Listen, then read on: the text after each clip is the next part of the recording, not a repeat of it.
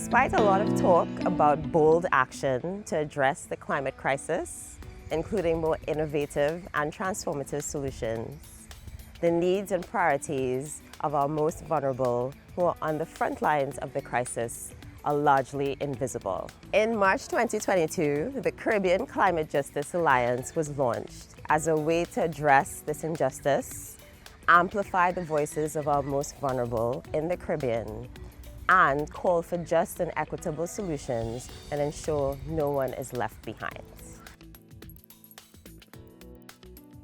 Climate justice is about recognizing that it's not only about emissions, but it's about protecting the vulnerable and ensuring that there are fair and inclusive policies when dealing with climate change. Climate change is a human rights issue. It's a human rights concern, in my opinion. And so there are people that are on the front line of the crisis.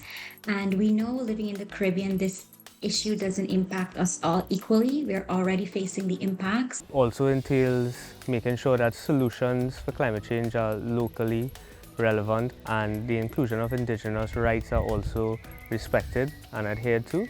It recognizes the historical inequities, the structural issues such as colonialism, racism, patriarchy, extractivism that have shaped and continue to shape the climate crisis, and most importantly, those who bear the burdens of this crisis.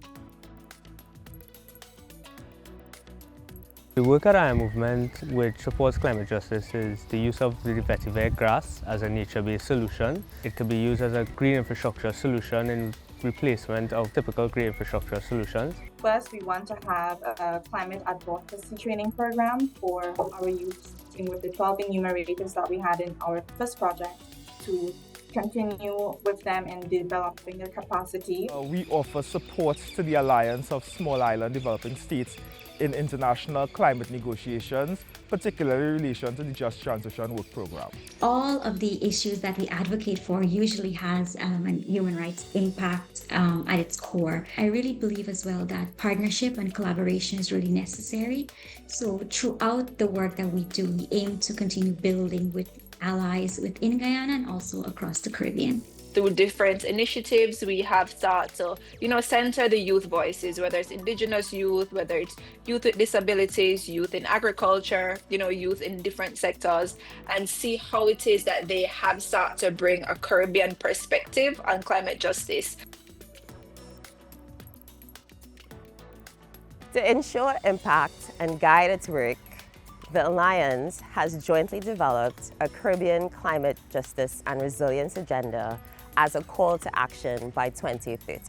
It highlights 8 priorities for action that not only meet the global Paris Agreement, but also the needs of our most vulnerable and wider civil society in our Caribbean small island developing states. We hope to see inclusive and more fair and equitable climate policies. I really want to see closer collaboration on projects, especially sharing best practices, writing and data collection. We always say that this is something that's lacking in the region. The projects that we are planning to build now, that it continues for a very long time, again with the purpose of strengthening our knowledge base and to strengthen our cultural and our Kalinagu identity. My vision for 2030 through the Alliance is that we have a Caribbean where youth are not merely just consulted, but given the opportunity to be, co-leads in regional,